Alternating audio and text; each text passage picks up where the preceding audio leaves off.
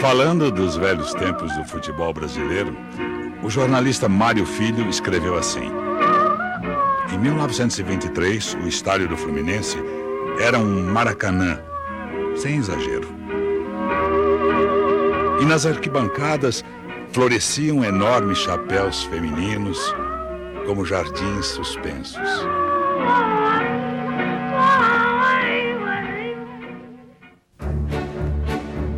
Mas considerava-se futebol uma coisa, inteligência outra. Isso antes de surgirem Domingos da Guia e Leônidas da Silva. Domingos diminuía a velocidade do jogo quase em câmera lenta para que ninguém perdesse um detalhe da jogada dele. Era o mágico que explicava o truque. E por mais que explicasse, ninguém o repetia. Leônidas não explicava nada.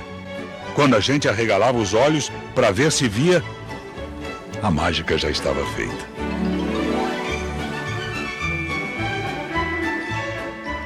Tempo que passa. Já nos anos 50, nosso futebol tinha outros mágicos.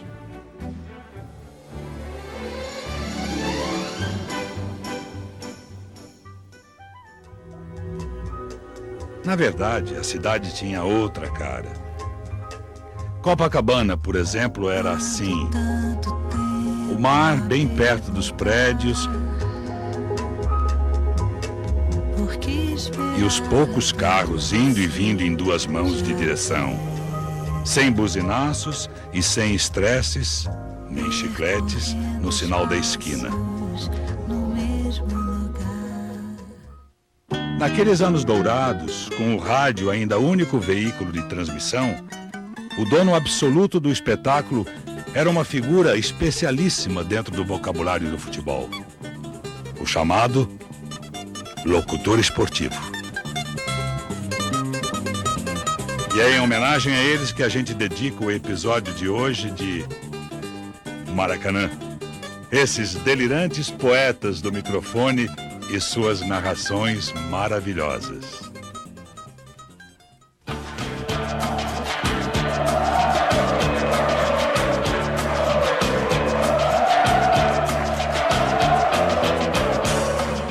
Antes mundo era pequeno, porque terra era grande.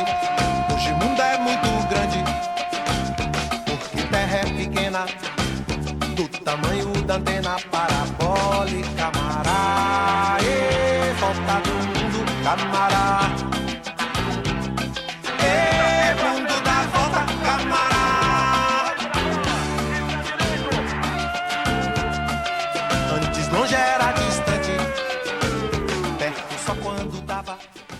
Eu sou do tempo em que a gente levava o rádiozinho, mesmo vendo o jogo ao vivo, e eu estudei este fenômeno e percebi que o rádio esquentava o espetáculo.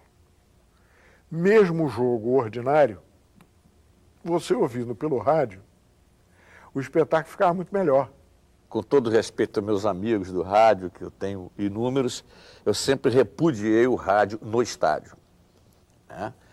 Porque em casa, tudo bem, a gente sofre ouvindo aqueles locutores contar aquilo que não está acontecendo lá. Mas lá no estádio eu acho simplesmente incrível que você confie mais nos olhos do locutor do que nos seus próprios. E aquela movimentação que o locutor de rádio dava, porque não podia deixar espaços vazios na locução, acabavam esquentando o espetáculo, mesmo para quem estivesse vendo e percebesse que aquilo que ele estava dizendo não era verdade do fato. Depois eu vejo futebol desde que eu me existo, né? Desde que eu era menino, eu via, muito menino, eu via futebol. Então, eu acho que eu sei ver razoavelmente futebol para saber o que o locutor tal, o que o comentarista tal diz daquilo que eu estou acabando de ver. Conheci alguns locutores maravilhosos. O meu predileto era o Cury, porque o Cury era Flamengo, porque o Cury era absolutamente empolgado com futebol, gostava de futebol, era um amante do futebol. E o Cury era muito honesto, o Cury era muito sério. Jorge Cury era o vibrante, né? Mas é muito Flamengo, muito torcedor do Flamengo. O Saldanha, que era uma opinião muito respeitada, embora ele fosse mitômano, né? O Saldanha não era um fiel, irreverente crente da verdade, mas um talento extraordinário, uma grande figura. O Saldanha sempre sustentou que o Cury foi o maior locutor esportivo do Brasil. Vem caminhando o canhão 75, tenta agora o passe, executa para Júnior, recebeu o lateral, desloca-se para o comando do ataque, abriu na meia direita para Márcio, sobe o zagueiro central, na chegada da área, dominou, preparou, lançou a Renato, dá-lhe garoto, atira a boca do arco, Roberto de cabeça. Mentalmente o goleiro e mandou para a corner. Veja bem, cada época teve os seus expoentes. Você se esquecer, por exemplo, do Galiano Neto, advogado, filho de italiano, uma voz poderosa, e que foi o primeiro locutor brasileiro a transmitir uma Copa. Essa Copa de 38 na França teve uma outra dimensão nacional, porque você não recebia mais a informação através do telegrama. Foi uma Copa em que o Brasil inteiro assistiu essa Copa pendurado, de olho colado no rádiozinho daquela época, vagabundo, fanhoso, ouvindo o Galiano Neto, que inclusive eu me lembro que era uma narração irrepreensível. No estilo bem comportado, como a época reclamava, sem esses exageros, né? Ele falava uma língua limpa, correta. O rádio tem histórias ótimas, né? Como, por exemplo, antigamente não existia repórter de campo. O Galiano Neto é que estava ficando literalmente cego, não conseguia enxergar direito, se recusava a usar qualquer instrumento que melhorasse a sua capacidade de ver o jogo. Então, ouvir um jogo narrado pelo Galiano Neto, vendo o jogo, era às vezes até cômico, porque ele errava quase todos os jogadores. O Valdir Amaral foi um locutor que, muito importante, chamava de locutor olímpico, foi o primeiro. Na época ninguém dava bola para a Olimpíada aqui, nem o futebol dava bola para a Olimpíada. E ele foi cobrir a Olimpíada, que era um trabalho menor no rádio esportivo. Você vai cobrir a Olimpíada e tal. E ele cobriu a Olimpíada de 52, como irradiando as partidas do Brasil, que é uma seleção. Aliás, nessa seleção de 52, lá estava o Vavá, que depois seria campeão mundial, o Larry, que foi jogador também de seleção, o Zósimo, que viria a ser bicampeão mundial. Eles estavam nessa seleção de 52 olímpica, que acabou perdendo para a Alemanha e rodando. E o Valdir Amaral foi transmitir. Foi aí que ele ficou mais conhecido. Vai entrando, aproxima da cabeça da grande área. Atirou no esquerdo, é gol! Pelé, gol de placa. Indivíduo competente, Pelé. Valdir Amaral! E o Galiano Neto foi o inventor do grito de gol. O locutor antigamente gritava, gol! O Ari Barroso inventou a gaitinha. Mas quem inventou aquele gol estendido, gol, foi o Galiano, para dar tempo ao repórter de campo, que via o lance, dizer a ele, gol de fulano. E ele aí, gol de fulano, bababá, babá. Uma vez o Canarinho brigou com o Galiano Neto.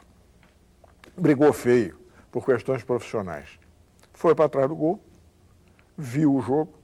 Quando houve o gol que o Galiano gritou, gol, bem estendido, mudez completa atrás do gol. O Galiano estendeu mais ainda, gol! E como não vinha resposta nenhuma de lá de trás, ele arriscou, gol de fulano.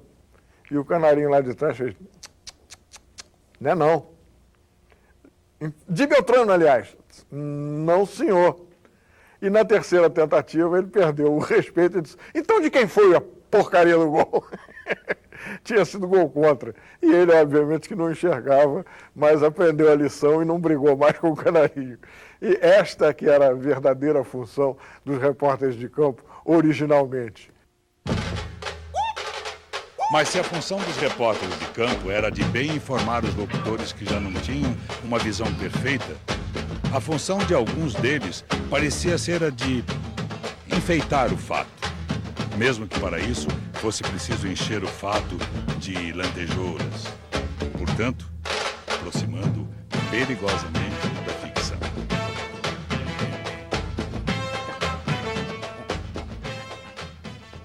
Você teve uma época em que o rádio brasileiro foi dominado pelo Duvaldo Cosi. Talvez tenha sido o mais fluente dos comentaristas e narradores de futebol. Duvaldo Cosi era chamado de professor. Ele era esse estilista que transformava um jogo, às vezes frio, um jogo, às vezes, sem grande graça, num grande match, como se dizia. O Cosi tinha uma garganta açucarada, né? Ele era um improvisador fantástico, né? Além disso, ele tinha um preciosismo na fala, uma maneira de, não só na pronúncia das palavras, como também nas imagens que ele fazia durante o jogo, que marcavam muito. A Copa de 58, por exemplo, eu ouvi pelo Duvaldo Cosi. E ele era um estilista tão grande, não sei se ele já levou aquilo no bolso do colete, mas na verdade é que lá pelas tantas havia esse jogo, todo mundo sabe, o Dessordi era o titular da seleção brasileira, ao meu ver, injustamente titular da seleção brasileira, e o Djalma Santos era seu reserva. E no jogo final, escalam o Djalma Santos por uma estranha contusão do Dessordi. Então, o que acontece? Temia-se que o Djalma Santos pudesse, naquele jogo final decisivo, sei lá, entregar o ouro aos suecos. Além do que, havia aqueles duelos, ponta esquerda com lateral direito, lateral esquerdo com ponta direita, e caberia ao Djalma Santos marcar o Nacka Skoglund, que era um jogador, um lourinho sueco, que jogou a Copa de 50 aqui, contra o Brasil, inclusive.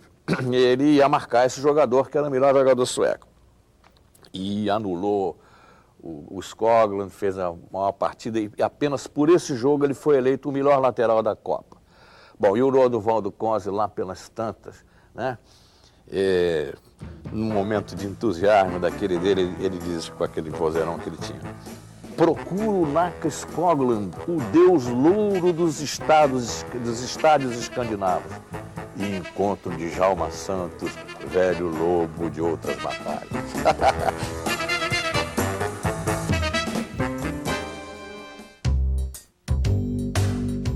Eram muito inspirados esses poetas do microfone, cheios de bordões e truques. Cada um tinha lá suas cartas na manga para segurar a audiência numa época em que a televisão ainda estava amarrando as chuteiras para entrar em campo. Ari Barroso usava gaitinha, que é famoso isso, né? Ele irradiava o gol e... É uma figura também lendária como locutor esportivo, que é um torcedor do Flamengo, e isso ficava claro durante toda a transmissão dele. Ari Barroso, a gaitinha, na hora do gol, e a coisa engraçada que todo mundo sabe, comenta até hoje, que quando o adversário do Flamengo atacava, ele pela TV dizia: "Ih, não quero nem olhar". Ele dizia que se recusava a olhar o ataque perigoso do adversário. Hoje seria um absurdo, né? Seria uma brincadeira, né? Esse negócio do Ari Barroso. Era uma gaitinha que era vendida em qualquer bazar aí. Era uma gaitinha, ela triangular assim. Isso qualquer menininho tinha aquela gaitinha. Ela era uma coisa fácil, era níquel de tostão, como se dizia.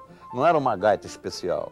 Eu tinha 8 anos, em 50, quando ouvia eu morava no interior e ouvia as transmissões todas pela Rádio Tupi, transmitidas pelo Ari Barroso.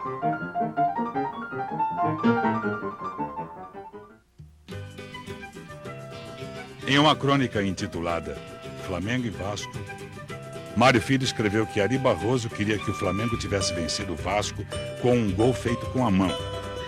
E ostensivamente, o juiz vendo e não tendo a menor dúvida, mandando a bola para o centro do campo. E Ari, confessando aos berros a todos os vascaínos que tinha sido mesmo com a mão. Só assim a satisfação dele seria completa.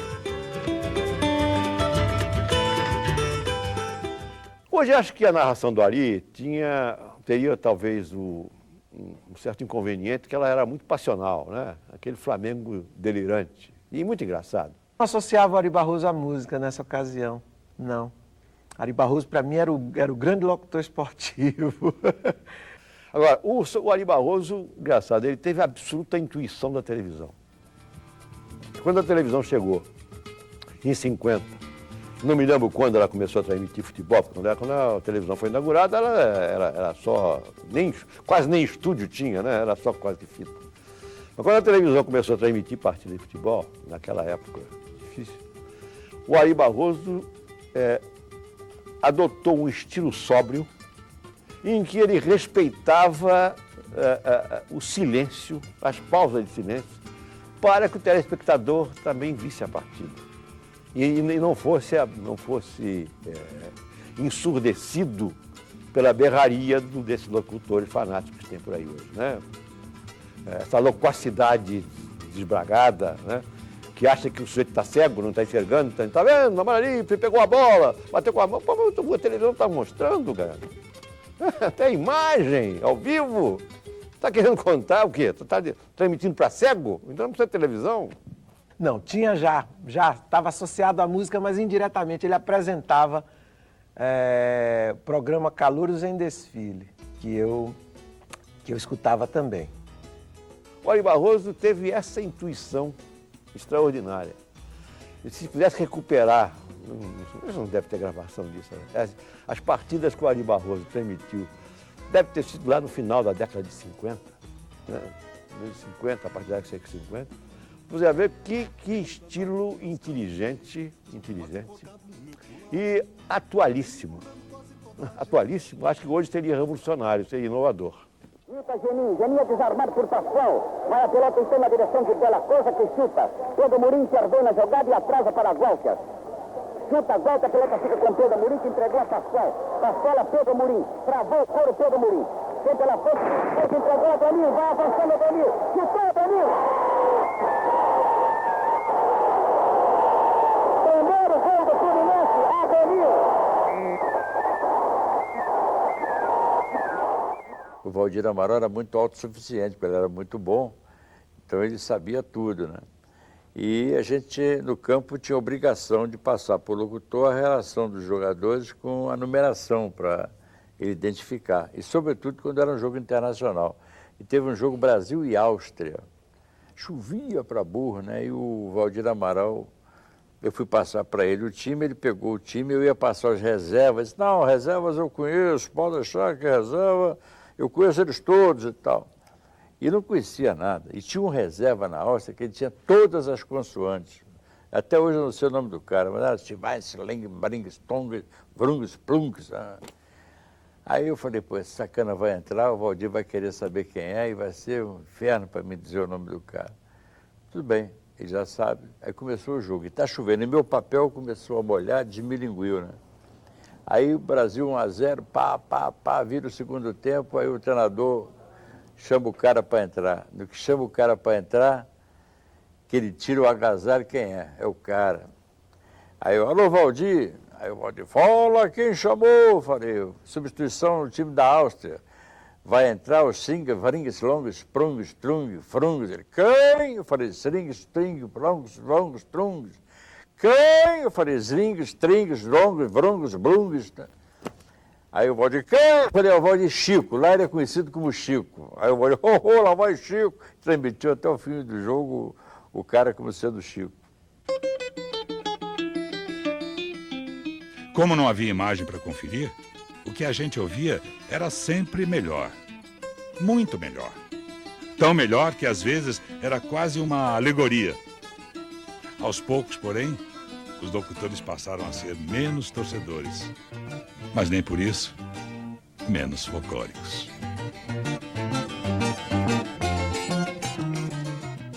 Eu tinha um locutor da minha predileção, que é o Clóvis Filho, hoje pouco lembrado, infelizmente pouco lembrado, pela sobriedade que ele irradiava o futebol, e ao mesmo tempo ele conseguia ser sóbrio e vibrante e muito equilibrado nas suas transmissões. Morreu muito moço o Clóvis Filho. Eu tinha uma grande admiração por ele. Me lembro de jogos assim em que você não tinha televisão e eu acompanhava de rádio, como por exemplo a decisão do Campeonato Carioca de 55, a melhor de 3, Flamengo e América, em que o Flamengo ganhou o primeiro jogo por 1-0, o América ganhou de 5-1 o segundo jogo. Cada jogador do ataque do América fez um gol. Se não me engano, era Calazans, Romero, Leônidas, Alarcón e Ferreira. E no último jogo, o Flamengo ganhou de 4-1, devolveu a goleada, mas a partir do momento em que o Tomides quebrou a perna do Alarcón logo no começo do jogo. Não havia substituição, o América perdeu seu melhor jogador e foi goleado pelo Flamengo, que não tira o mérito do título do Flamengo, mas foi uma jogada que ficou na cabeça de todo mundo. E isso não. Todas essas emoções me eram passadas pelo rádio. Tinha o Raul Longras, ele falava pimba, o jogador estava com a bola, chutou, pimba. Ele tinha esse pimba dele que era muito engraçado, mas o Raul Longras nunca conseguiu ser um locutor de primeiro time no futebol. Ele também fazia outras coisas no rádio. Então você criava todo aquele mundo na sua cabeça de emoções através do rádio. Era realmente... O jogo muitas vezes já era bom, tornava-se excepcional. O jogo ruim tornava-se bom, né? Então, como as novelas de rádio antigamente, que você fazia, você criava os rostos das pessoas, você criava os cenários de sua cabeça. Uma coisa maravilhosa, né? Que o mundo hoje, com toda a sua tecnologia, que traz outras emoções paralelas, muito melhores, efeitos especiais, tudo bem. É tudo muito melhor, mas as pessoas pensam menos, né? As pessoas já recebem tudo muito embalado, né? Fantasia muito menos, né? Acho que um destaque absoluto na história do rádio, que embora tenha também alcançado a televisão, mas aí eu quero fazer uma observação pessoal. Eu acho que o Saldanha foi um excelente cronista esportivo. Ele escrevia no estilo coloquial, não muito caprichado, mas era uma crônica muito gostosa de ler. Ele foi muito bom de televisão. Mas o Saldanha foi o maior comentarista de esporte que o país conheceu. Começa que ele recriava um jogo. O jogo do Saldanha tinha outra emoção, porque não era o jogo que se jogava em campo, né? O Saldanha, ele transportava a partida para uma análise inteligentíssima, com colocações técnicas, e convencia todo mundo. E nesse tempo do radinho de pilha, você, no intervalo do primeiro para o segundo tempo, ou depois da partida, com a partida na saída, você corria o Maracanã e não precisava ligar o rádio para acompanhar o comentário do Saldanha, porque aquilo ia passando a voz de rádio em rádio. Tem uma porção de gente que está jogando para contrato em dólar e não para o time. Por isso, toda hora um driblinho a mais. O Saldanha comandava o Maracanã como maestro. O que o Saldanha dizia era a verdade do Maracanã. Quer dizer, a impressão que o sujeito recolhia do futebol, da partida, era muito mais a que era transmitida pelo Saldanha, que provavelmente que ele tinha visto com aqueles olhos que a terra já deve ter comido a maioria. Não é isso? O Saldanha foi um comentarista de futebol, como não houve outro igual nem parecido.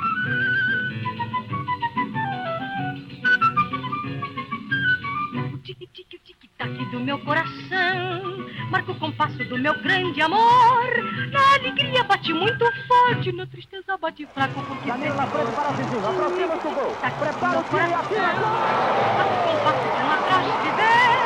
É o relógio de uma existência, pouco a pouco vai morrendo de tanto sofrer. O tic-tac do meu coração.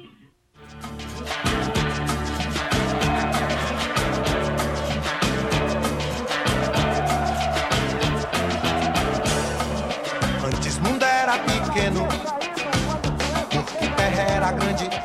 Hoje mundo é muito grande, porque terra é pequena, do tamanho da antena parabólica. Camará, volta do mundo, camará. Mundo da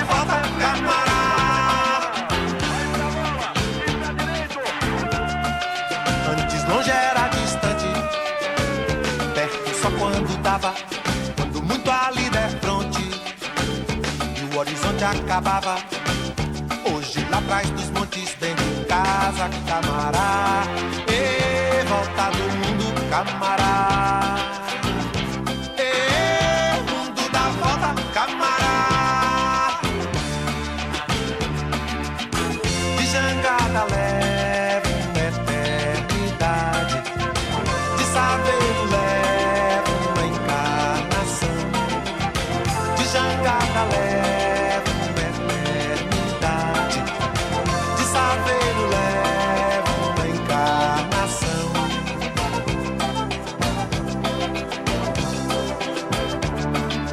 Pela onda luminosa leva o tempo de um raio, tempo que levava a rosa pra tomar o balaio. Quando sentia que o balaio ia escorregar,